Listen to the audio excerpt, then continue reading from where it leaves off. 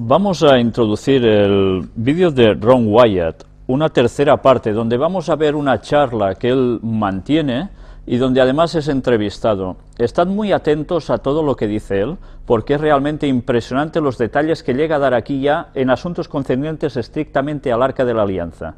Pero me gustaría que antes tuvieseis presente que él va a decir unas pocas palabras referidas a un hecho que aconteció, que está registrado en las Biblias, y que ahora voy a leeros brevemente. El texto se encuentra en Génesis, capítulo 28, y versículos del 10 hasta el 17.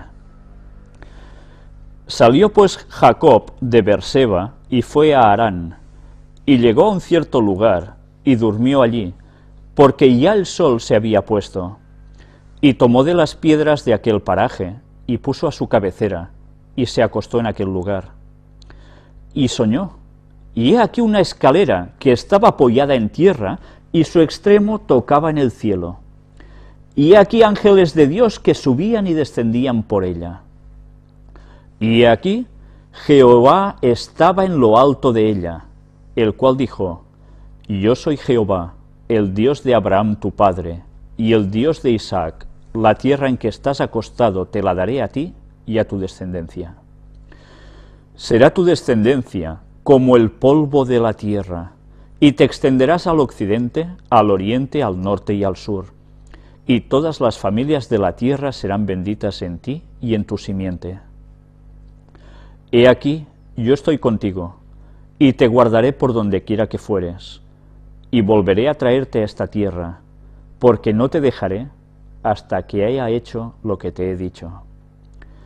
Y despertó Jacob de su sueño, y dijo: Ciertamente Jehová está en este lugar, y yo no lo sabía. Y tuvo miedo y dijo: Cuán terrible es este lugar. No es otra cosa que casa de Dios y puerta del cielo. No es otra cosa que casa de Dios y puerta del cielo. Esto sucedió en Betel, casa de Dios. Mirad lo interesante de lo que parece ser solo un sueño, sin más repercusiones. Porque estas palabras que aquí se narran son la clave para algo que nosotros vamos a tratar posteriormente en conferencia, cuando terminemos de hablar sobre lo de Ron Wyatt, que no va a dejar indiferente absolutamente a nadie.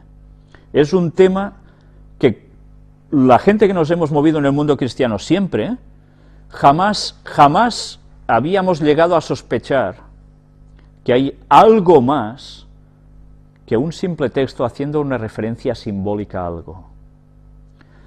Veremos algo que nos va a dejar perplejos y que nos va a denotar la extraordinaria importancia que el Arca de la Alianza esté donde dice Ron que está, y con lo que va a acontecer en el final del tiempo del fin. Recordad sobre todo este texto. Él lo dice muy escuetamente, hace una referencia muy breve a ello, pero veréis que hay alguien con el cual él dice que tiene un diálogo, y esto aparece justo al final de este documental. A tal punto que esta persona que habla con Ron le hace una referencia a esto que hemos leído. Estad muy atentos a ese apartado, porque yo jamás hubiese pensado que lo que Ron había conocido, que no se ha llegado a divulgar de un modo o no se le ha dado una importancia vital a eso, Dios nos lo está revelando 30 años después. Vamos a hablar de cosas que el mundo cristiano jamás se había imaginado.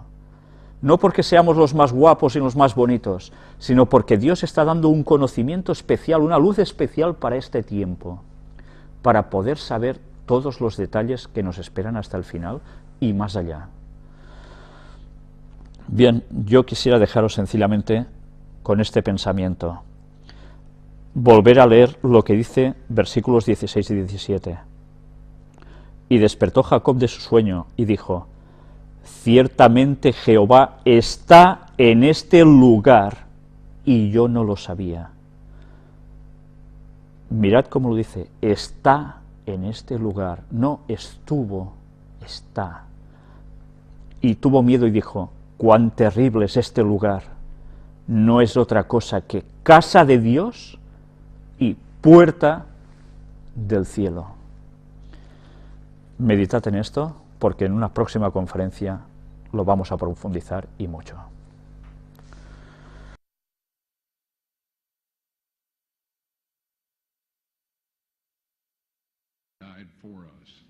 Cristo murió por nosotros y hemos sido redimidos. Podemos llegar a Él en el nombre y la sangre de Jesús y así un día recibir el perdón y la restauración, según consta en el capítulo 22, versículo 14 del libro de Apocalipsis, que dice: Bienaventurados los que lavan sus ropas para tener derecho al árbol de la vida y para entrar por las puertas en la ciudad.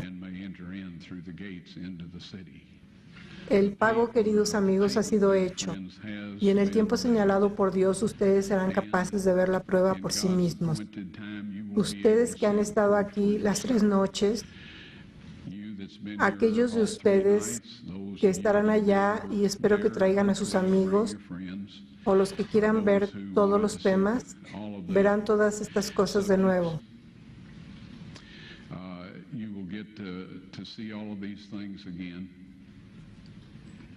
Pero lo que quiero que recuerden sobre todo es que cuando estuvieron aquí les mostramos más que evidencia suficiente, que es la prueba de que estas cosas se han encontrado. Son cosas de Dios, no son mis cosas. Él me permitió hacer estas cosas, amigos, porque soy un hombre simple. Es muy obvio que no he encontrado estas con mi propia inteligencia o por mi propia inteligencia. Yo no creo que haya nadie en la tierra lo suficientemente listo para encontrar todas estas cosas, pero Dios sabía dónde estaban desde el primer día y Él quería que todos los vieran. Dios ha elegido un momento en que Él mostrará su prueba al mundo de que su Hijo murió por nosotros y que se registra en 1 de Timoteo 2, versículos 5 y 6, dice: porque hay un solo Dios y un solo mediador entre Dios y los hombres, Jesucristo hombre, el cual se dio a sí mismo en rescate por todos, de lo cual se dio testimonio en su debido tiempo. Esto sucederá, recuerden esto y por favor, amigos, no permitan que ese maravilloso sacrificio sea desperdiciado de parte de ustedes. No permitan que Satanás diga: bueno, otras personas pueden ser salvadas, pero tú eres una lamentable muestra para siquiera creerlo. Eso no es verdad. Dios nos acepta donde estamos, perdona nuestros pecados, nos restaura a su semejanza, nos mantiene fieles hasta el final y luego nos da derecho al árbol de la vida para que podamos disfrutar de una eternidad con un Dios amoroso. Y dice en su palabra: ¿qué más podría haber hecho en mi viña?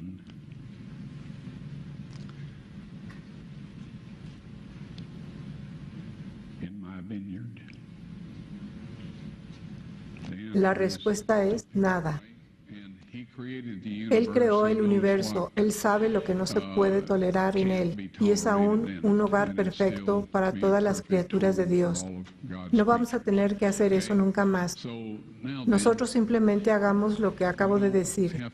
Tenemos acceso directo al trono de Dios, podemos acercarnos confiadamente ante el trono de la gracia. Pero la medida del pecado es la misma. Pablo en el Nuevo Testamento dice: yo no habría conocido el pecado sino por el mandamiento que dice: no codiciarás.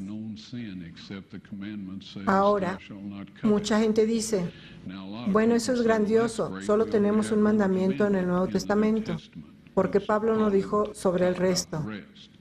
Si en la Biblia se ponen los 10 mandamientos cada vez que el tema surge, tendríamos problemas para cargarla. Pero los que están interesados en la verdad y la justicia están muy conscientes de que él simplemente menciona uno de ellos.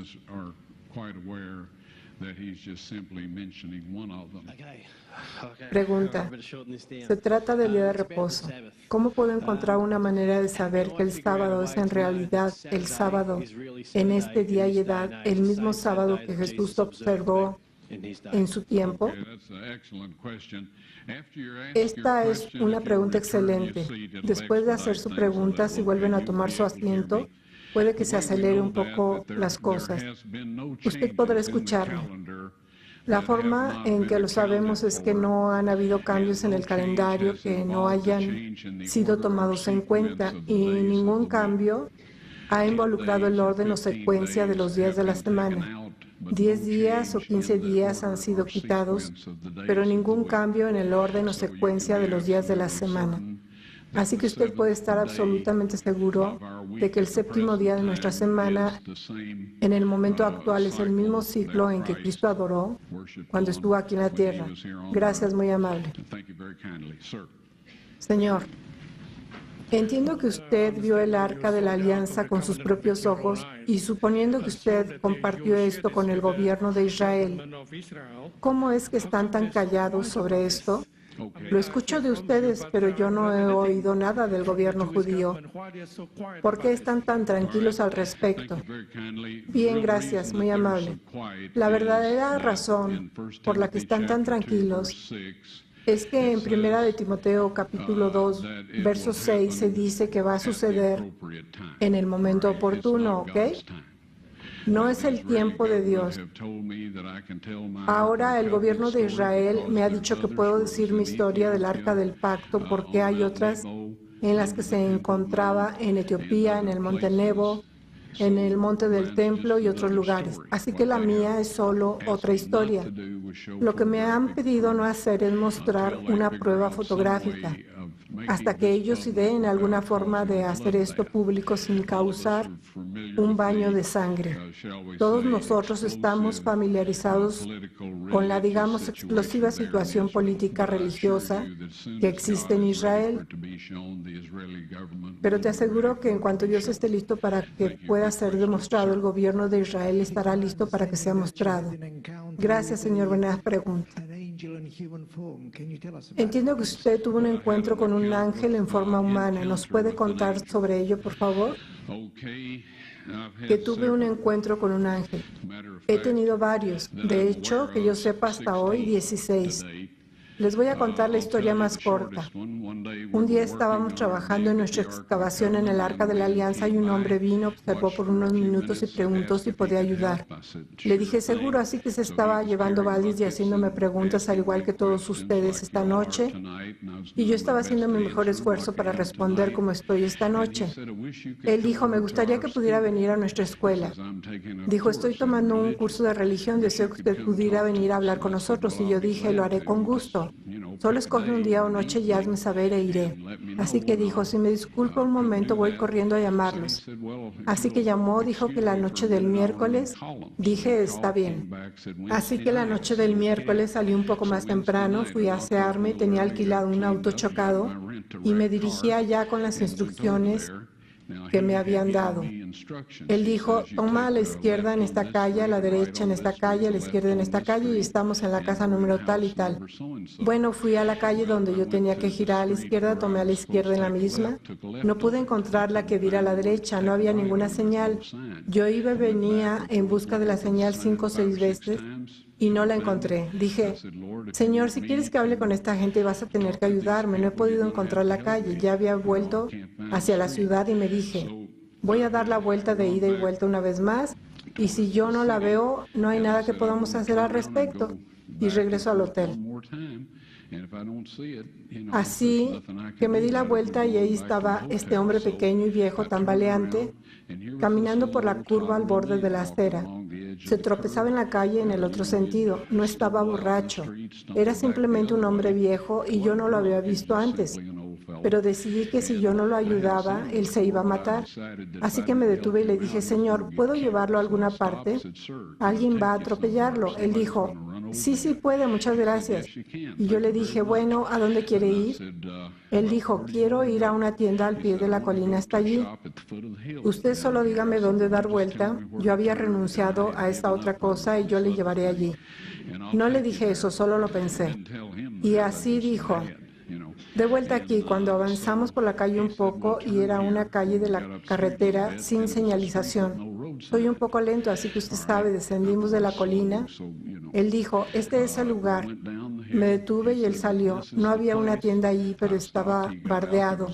Había hierbas y arbustos que crecen y no se había utilizado por lo menos durante 10 años, quizá más. Y yo dije, aquí es donde usted quiere ir, señor. Y él dijo, ¿sí qué es? Yo le dije, bien, así que salió por la puerta y estos autos alquilados son residuos que no tienen aire acondicionado, así que tenía 2 ventanas abiertas. Cuando cerró la puerta, metió de nuevo la cabeza por la ventana de atrás y dijo, el joven que busca está a la altura de esa calle en la parte superior de la colina. Vaya hasta la puerta y es la primera casa a la derecha. Miré hacia atrás para dar las gracias, pero no había nadie. Tuvimos una reunión real esa noche. Pregunta, Ron, me gustan mucho sus seminarios. Gracias. Iba a hacer 2 preguntas que ya ha contestado, pero tengo una más. Volviendo a la primera noche sobre el Arca de Noé, ¿cómo cabían los dinosaurios en ella? Ahora hay una teoría, la teoría de Gap. ¿Ha oído de ella? He oído hablar de ella. Bien, hay una teoría Gap modificada y sugiero que investigue porque la teoría Gap, como se ha explicado, es inexacta.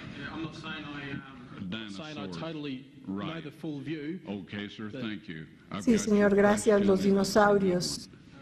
Bien, tengo su pregunta y es buena. Dinosaurios, ¿dónde estaban en el Arca de Noé? Antes de la inundación, mi amigo y geólogo Marty Plott explicó que antes del diluvio todos los minerales, los elementos y todo eso probablemente estaban mezclados uniformemente en el suelo. Había una pantalla de vapor alrededor de todo el planeta y era un terrario perfecto. Todo crecía a un tamaño mucho mayor, especialmente los reptiles crecen tanto como viven. Tenían una dieta perfecta y tenían un lugar perfecto para vivir. Los hombres vivían cerca de 1 millar de años. Los reptiles que tenemos hoy, sobre todo en Australia, si usted mira todos estos, se encuentra el Triceratops, usted encontrará de todo, pero T-Rex, el paleontólogo hizo trampa. Tomaron el esqueleto de un canguro gigante, le quitaron sus pies, pusieron los pies de un emú gigante. Luego le metieron la cabeza de un cocodrilo y luego lo llamaron T-Rex. El resto de ellos los puede encontrar digamos, en forma de miniatura. La inundación removió todas estas cosas hacia arriba en bloques y hoy solo tenemos las huellas de estos elementos en nuestro suelo. Y ya nadie vive tanto ni crece tanto. La teoría de Gap en Nahum capítulo 1 versículo 9 dice, ¿qué pensáis contra el Señor? Él hará consumación, no tomará venganza 2 veces de sus enemigos. Lo que significa que nunca ha ocurrido antes y nunca volverá a suceder. Por lo tanto, no había tiempo antes de Adán, cuando había un montón de gigantes. Génesis 6 dice que había gigantes en esta tierra. Pregunta, al parecer la reina de Saba fue a Salomón y Salomón construyó una réplica del arca y actualmente se encuentra en Etiopía y estos tapices se supone que lo demuestran. ¿Es eso cierto?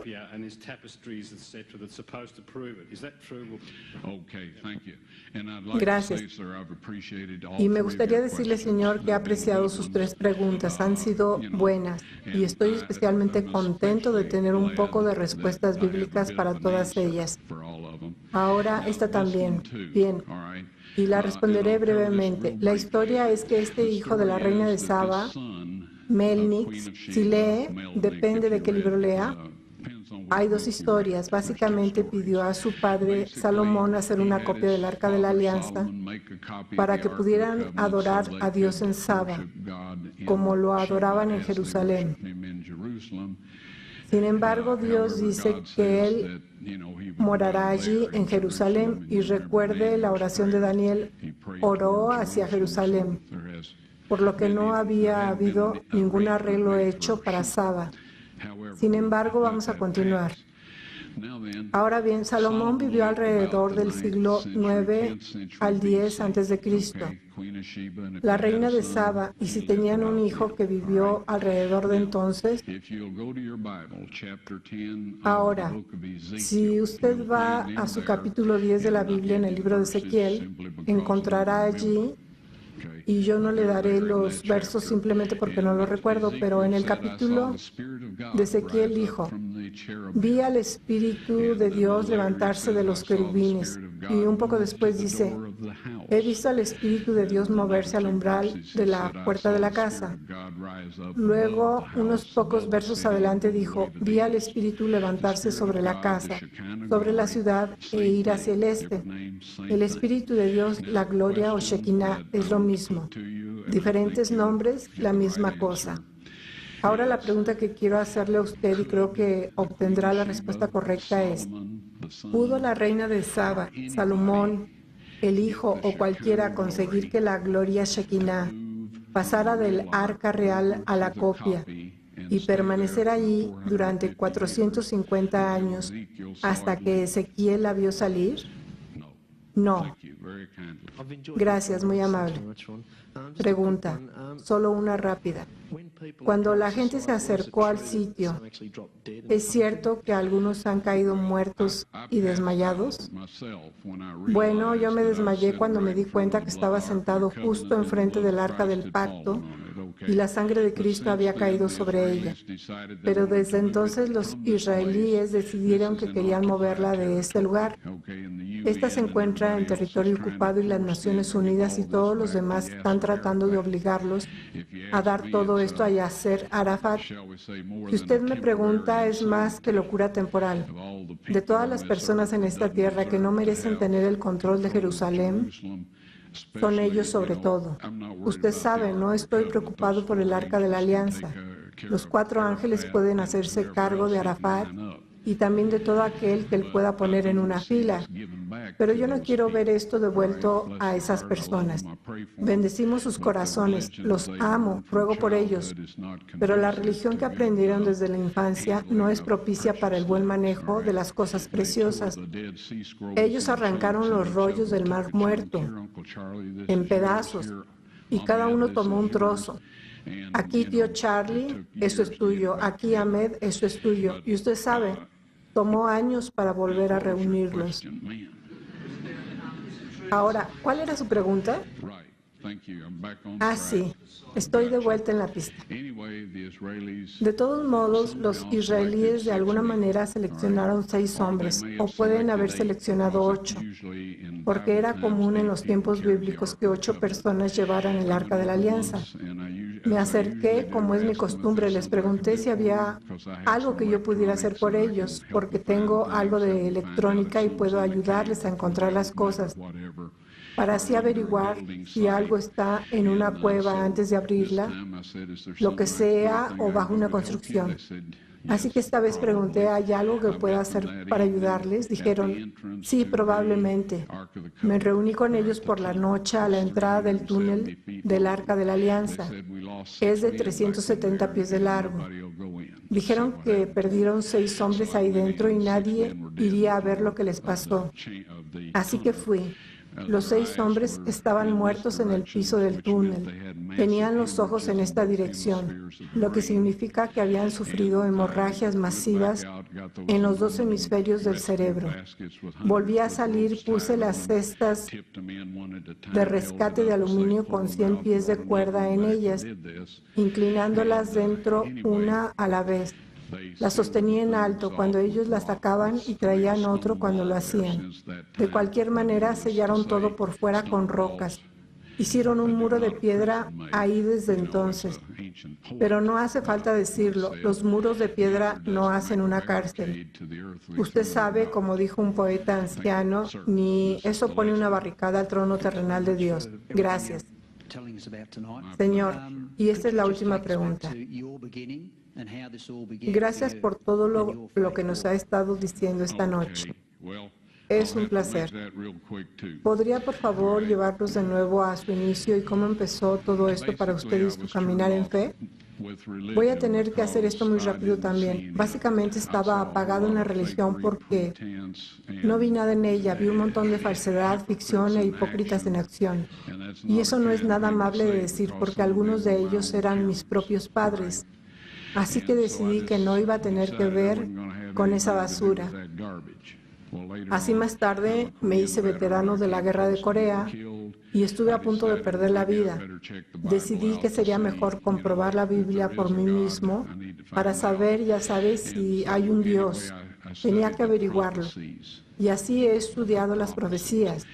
Y luego me fui a los museos, bibliotecas, libros de historia antigua y todo eso para tratar de ver si lo que se había profetizado había sucedido. En ese momento decidí que la Biblia o era la palabra de Dios divinamente inspirada o se había escrito y era como esos antiguos pergaminos fabricados recientemente de que hablé con ustedes antes. Y así los rollos del Mar Muerto salieron a la luz por aquella época. La traducción de ellos mostró que todos los libros del Antiguo Testamento, excepto el libro de Esther, estaban ahí. Y las profecías de Cristo estaban ahí. Fueron escritos durante el primer y segundo siglo antes de Cristo, con anotaciones indicando que eran copias de los manuscritos más antiguos. Y en ese momento me convencí de que la Biblia era la palabra de Dios. Así que simplemente dije, Señor, por favor, ayúdame a usar mi vida para algo útil. Estaba impresionado de ir a buscar el arca de Noé y un año después todas estas cosas que yo sabía dónde estaban. Y eso es básicamente, Dios simplemente decidió que quería que todos lo vieran. Supongo que fui el único voluntario en ese momento.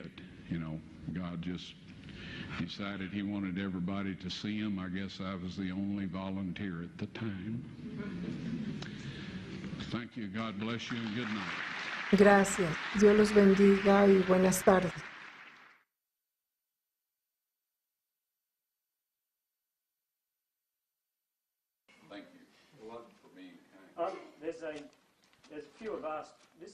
Hay algunos de nosotros que recibimos esta carta que tuvo una amplia distribución en Australia y creo que ustedes la han visto y solo para que conste a algunos les gustaría escucharla.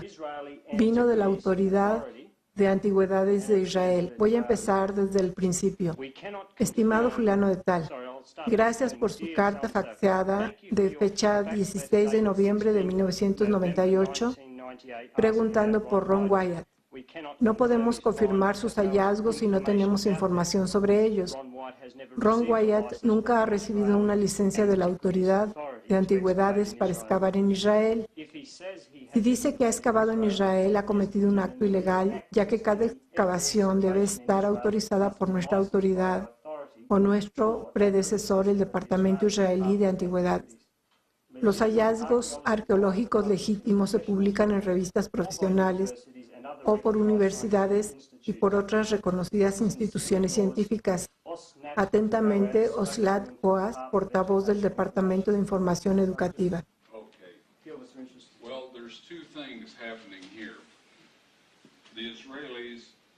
Bueno, hay dos cosas que suceden aquí.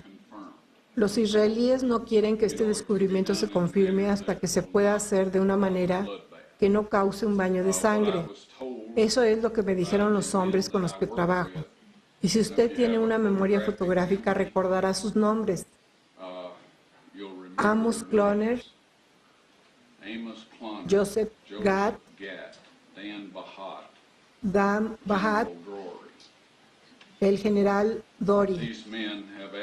Estos hombres me han pedido no mostrar mi permiso porque en la firma que autoriza el permiso está o están sus nombres. Y esto es parte de la prueba de que tengo una evidencia material que me han pedido no compartir.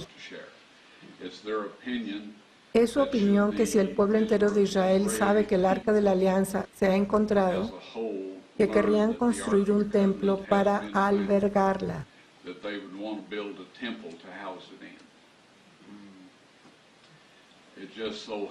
Lo que pasa es que el tercer sitio más sagrado en el Islam o en la religión musulmana es la cúpula de la roca, que está sentada cerca de donde estaba el templo de Salomón. Irían en masa para hacer estallar la mezquita y empezar a construir un templo. Y los musulmanes, por así decirlo, tendrían una reacción violenta de eso.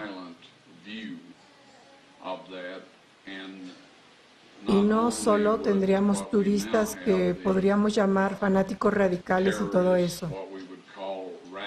No solo los tendríamos llamando por la sangre del pueblo israelí, sino que tendríamos a cada país musulmán en el planeta pidiendo lo mismo por causa del liderazgo.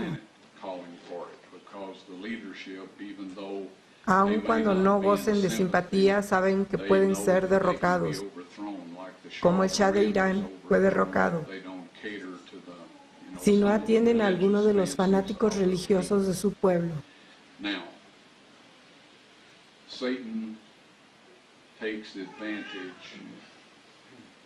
Ahora, Satanás se aprovecha de este tipo de situaciones. Si toda esta excavación que fue hecha en un lugar muy público la hubiera hecho sin un permiso, les aseguro que yo hubiera estado en la cárcel.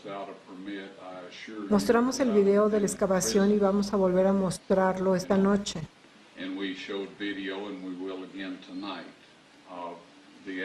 Tuvimos que pensar en 14 personas que estuvieron trabajando allí en esa ocasión. Y aún así, enfrente de ellos dijeron que no es cierto. Sin embargo, esta es la forma en que los israelíes manejan las cosas. Si alguien les pregunta a estos hombres si conocen o no a Ron Wyatt, ellos dirán que no. No sabemos de Ron Wyatt. Cristina, ¿trajo ese libro con mi fea cara en la portada? ¿Lo tiene? ¿Podría usted abrirlo por mí?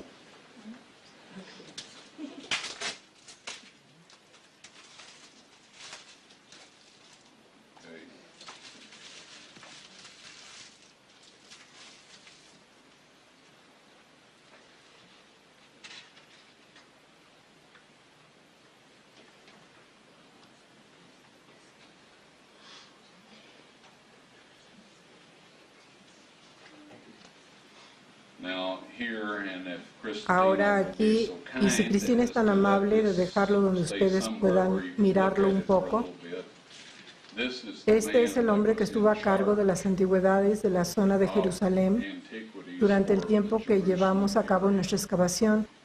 Cuando se le llamó y se le preguntó si conocía a Ron Wyatt, dijo no.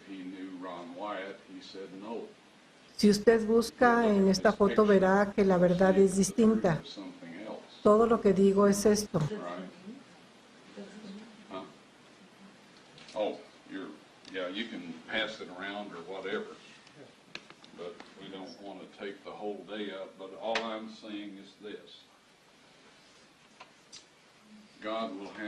Dios presentará todo esto.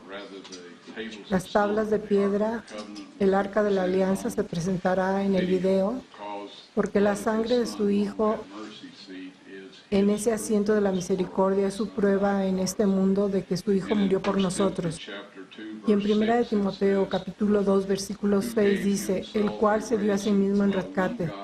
Un solo Dios y un solo mediador entre Dios y los hombres, Jesucristo hombre, el cual se dio a sí mismo en rescate por todos para ser testificado o se muestre la prueba a su debido tiempo.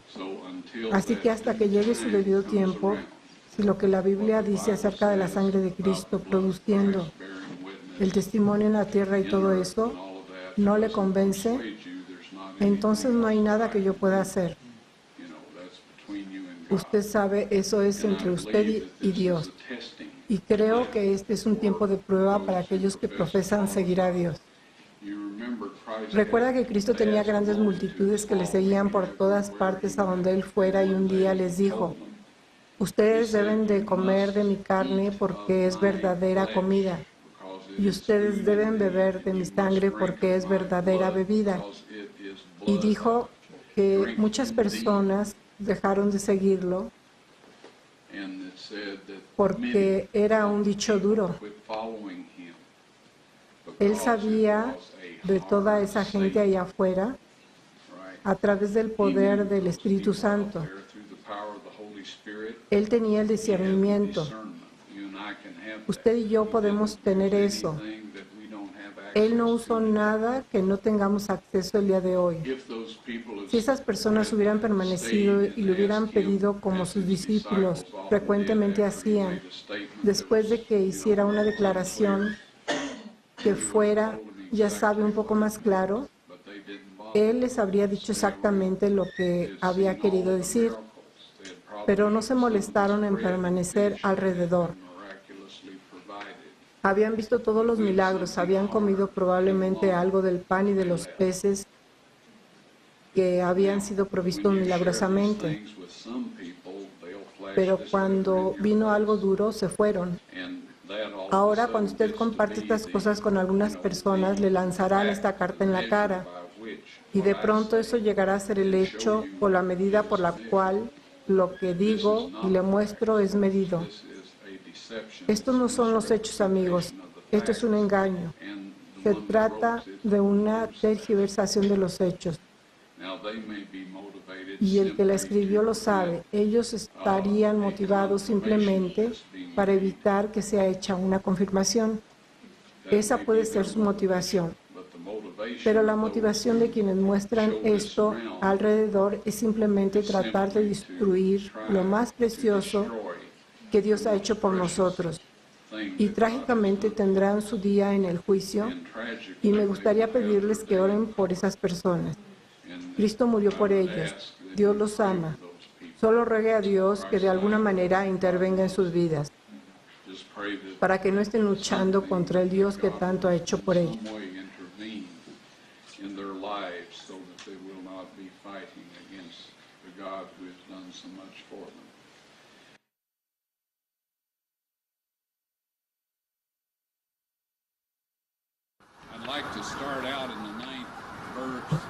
Me gustaría empezar en el 9º verso de Judas. Sé que es un libro de un capítulo y dice que Miguel estaba en pugna con Satanás sobre el cuerpo de Moisés y no trajo un juicio de maldición contra Satanás. Él simplemente pidió que el Señor lo reprendiera.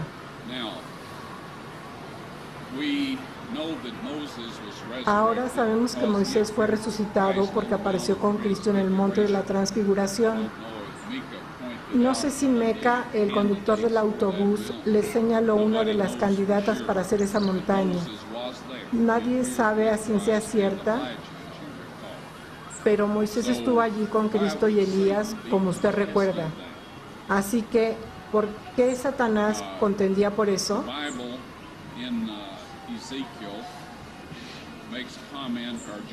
La Biblia en Ezequiel hace un comentario, o Jeremías creo, sobre lo que sucedería.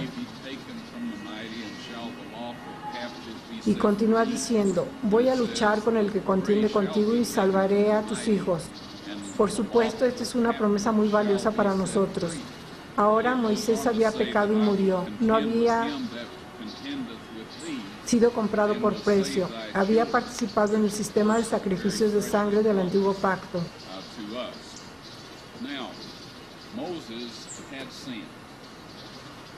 Pero hasta que Cristo murió, Moisés fue un cautivo legítimo de Satanás. Y no solamente Moisés, sino muchos otros fueron cautivos legítimos de Satanás hasta que Cristo murió.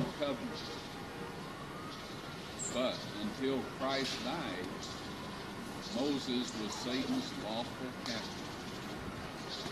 And we should keep that in mind.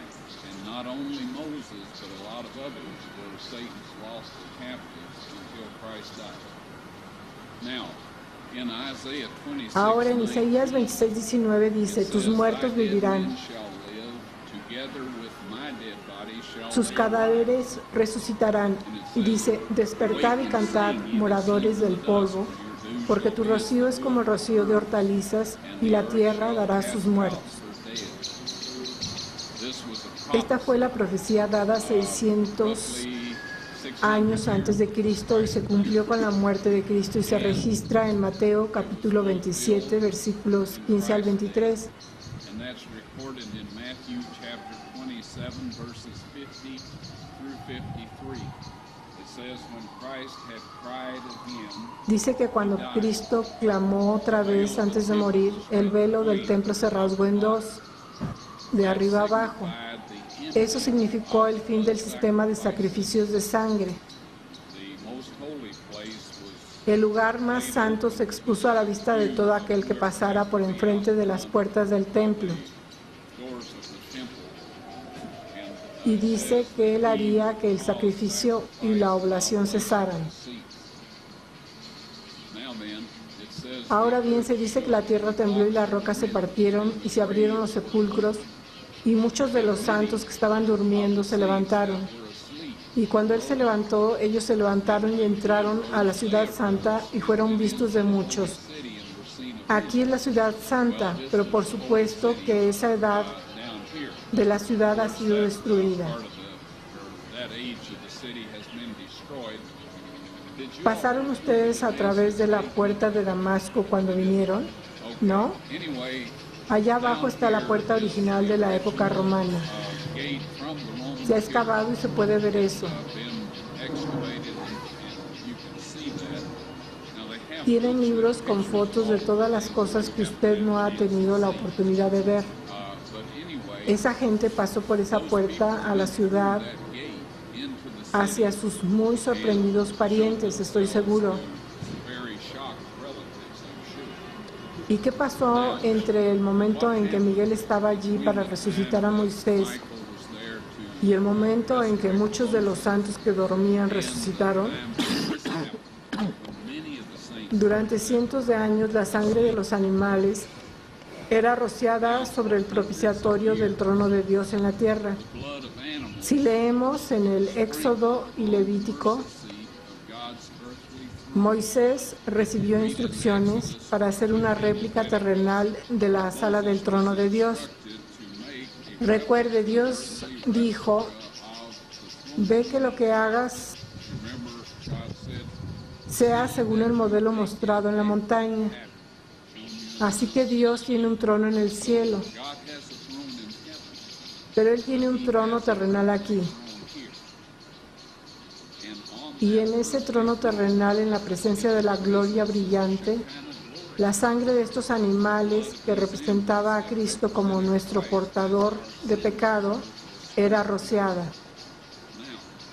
Ahora, 600 años antes de que Cristo iba a ser crucificado, el ejército de Babilonia venía bajando desde el norte para destruir Jerusalén to destroy Jerusalem y algunos hombres piadosos fueron guiados por Dios para llevar el arca de la alianza were informed y los otros muebles del templo take that ark of the covenant y esconderlos en una cámara de la cueva de este acantilado que usted acaba de pasar, el que tiene el cráneo, la cara del cráneo en el mismo. in this Los tenía que esconder debajo de allí.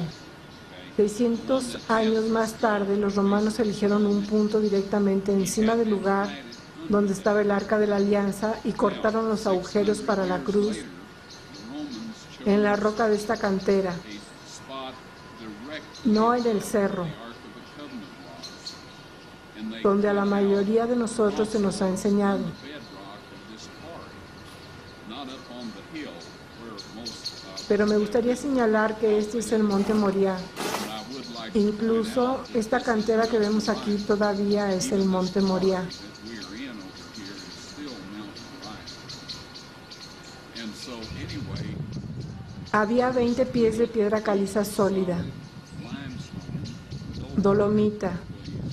very hard. That's why Es muy dura. it's still intact Es por eso que aún está intacta.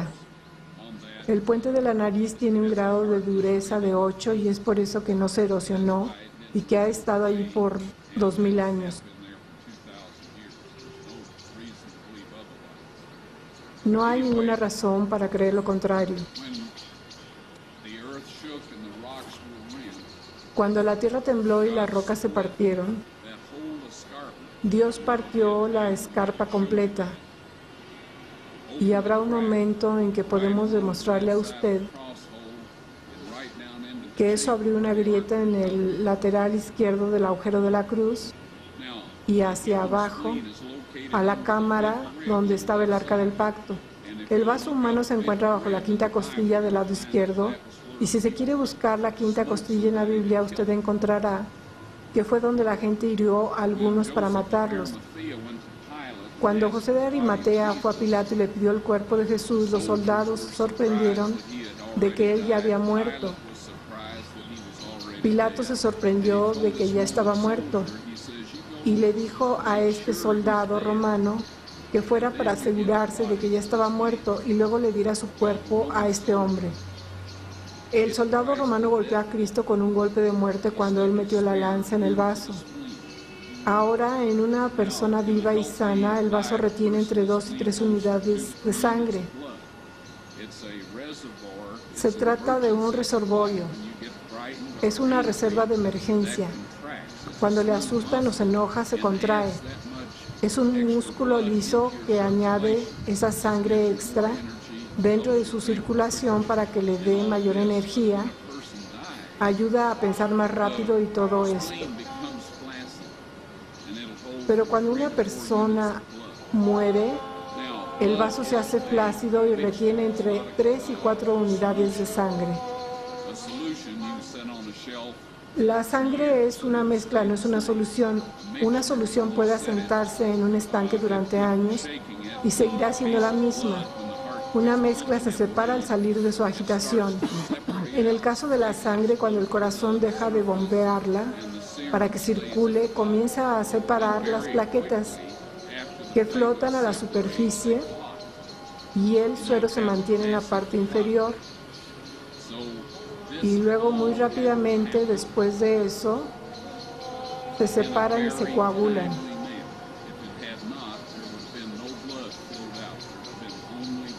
Y usted tiene un coágulo masivo, así que todo esto tenía que suceder de una manera muy oportuna. De lo contrario, no habría fluido la sangre hacia afuera. Habría habido solamente suero, así que Dios arregló todo esto. Y cuando el soldado romano metió su lanza en el costado de Cristo y la sacó, la sangre y el agua se derramaron. De 2 a 3 unidades de sangre, algo así como un cuarto a un cuarto y medio, escurrió a través de esa grieta hasta el asiento de la misericordia. En ese mismo instante, todas las personas que habían muerto bajo el antiguo sistema de sacrificio habían sido compradas por precio. Y tú y yo fuimos comprados por el mismo precio.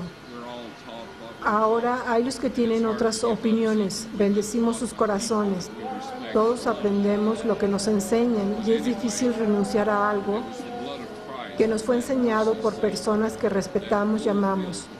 Pero de todos modos fue la sangre de Cristo en ese asiento de la misericordia lo que cumplió con el pacto. La sombra encontró su realidad, el tipo encontró el antitipo, en todos los casos. Y para mostrar que Dios lo aceptó, toda esta gente salió de la tumba.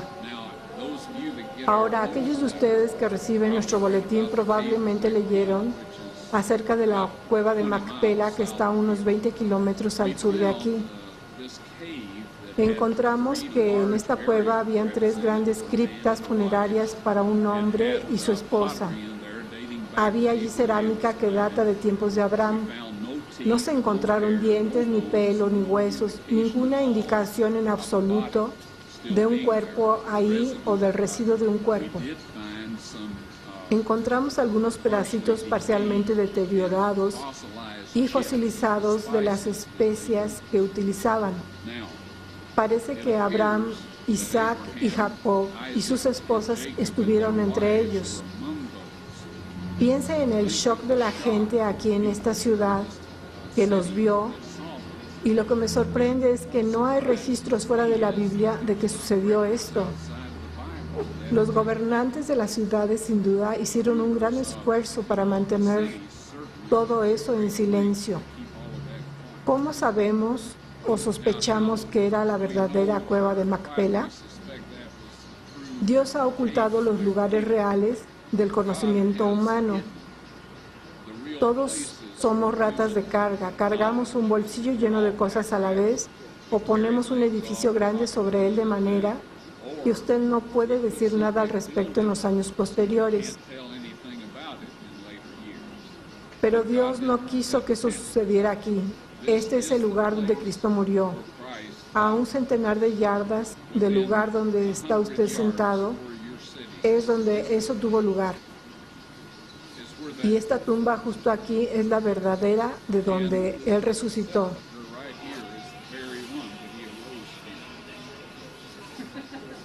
Esta es la entrada al cielo, mis amigos.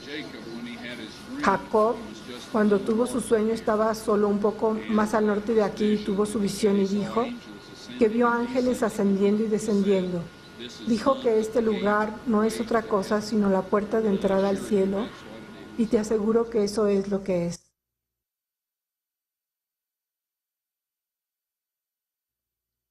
Este es probablemente el momento más precioso de todos, en mi trabajo de estas cosas que usted ha visto aquí. Yo estaba en Carolina del Norte una tarde o noche y la gente acababa de ver el video y estaban haciendo preguntas y alguien preguntó, ¿acampa cuando está trabajando en estos proyectos? Y yo le dije, no, yo estuve en el ejército donde conocí todos los camping que yo quería y no tengo intención de volver a hacer eso otra vez.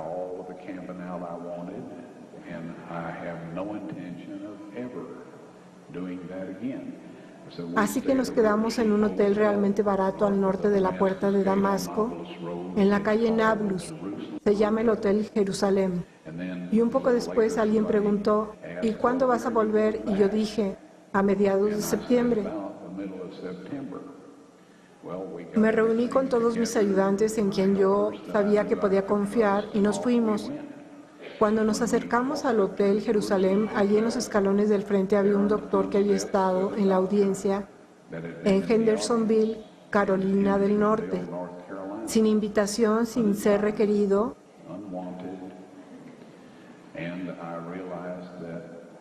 Y me di cuenta de que había gastado todo ese dinero para llegar allá a trabajar en esto, pero no pude porque este hombre no podía ser de fiar, pues de lo contrario, por lo menos habría preguntado antes de presentarse. Soy muy sensible al asegurarme que Dios está conmigo en todo lo que hago. Estas cosas son muy importantes, amigos.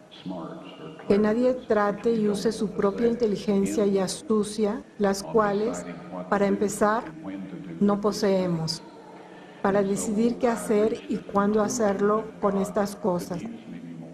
Así que llegué a la conclusión de que Dios no me podía usar más, que uno de mis errores o lo que sea había sido demasiado y yo ya no estaba en su favor, y que Él no me estaba guiando más o este hombre no se habría presentado así.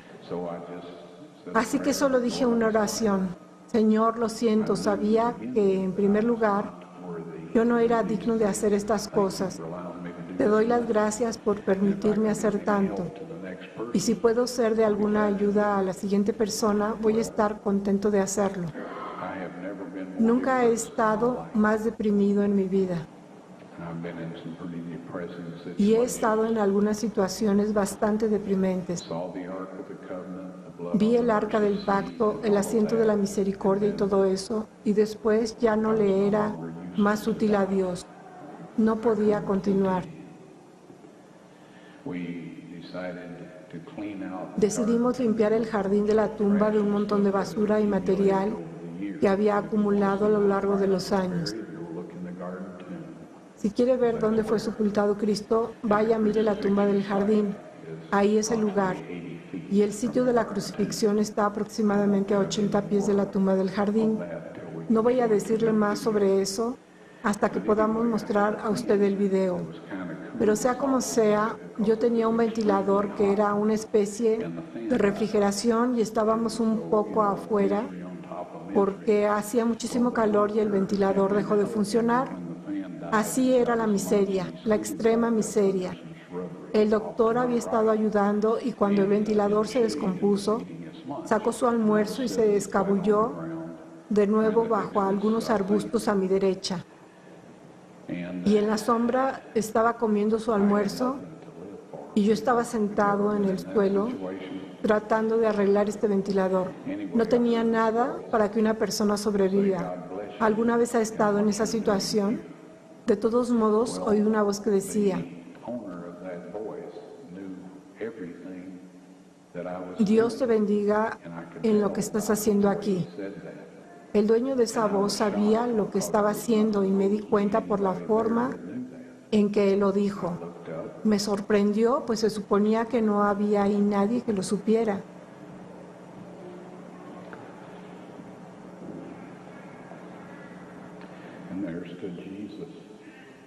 Y levanté la vista, y allí de pie estaba Jesús.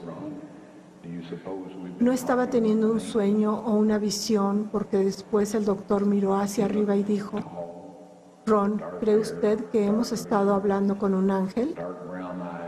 Jesús lucía alto, de cabello oscuro, barba oscura, ojos castaños oscuros, tez más bien brillante para el pelo oscuro y ojos oscuros, y la más amable expresión que he visto en mi vida.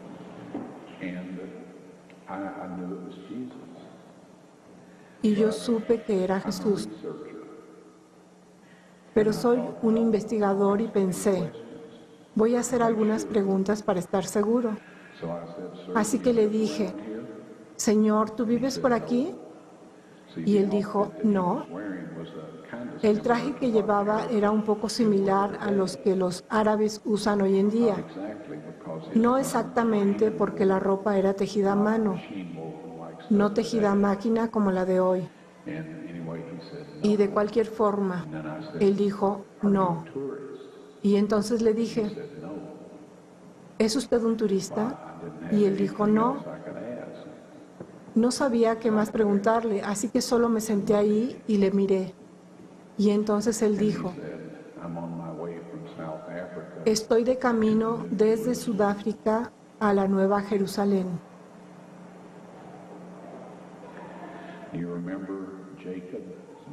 Recuerden a Jacob, que tuvo un sueño al norte de Jerusalén y vio una escalera y ángeles de Dios subiendo y bajando,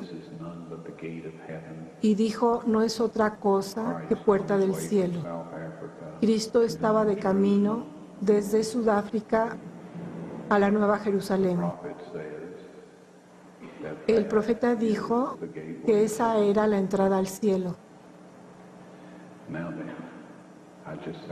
Me quedé sentado allí porque no sabía qué decir. Estaba totalmente mudo. Ni siquiera estaba seguro de estar respirando para entonces. Él volvió a mirarme con esa expresión amable y dijo, Dios te bendiga en lo que estás haciendo aquí.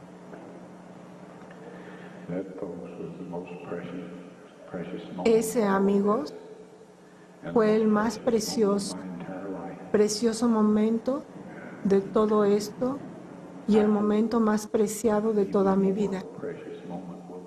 Espero que un momento aún más precioso vendrá para todos nosotros cuando podamos mirar esa maravillosa cara y oírle decir, venid, buen siervo y fiel, entra en el reino de tu Señor.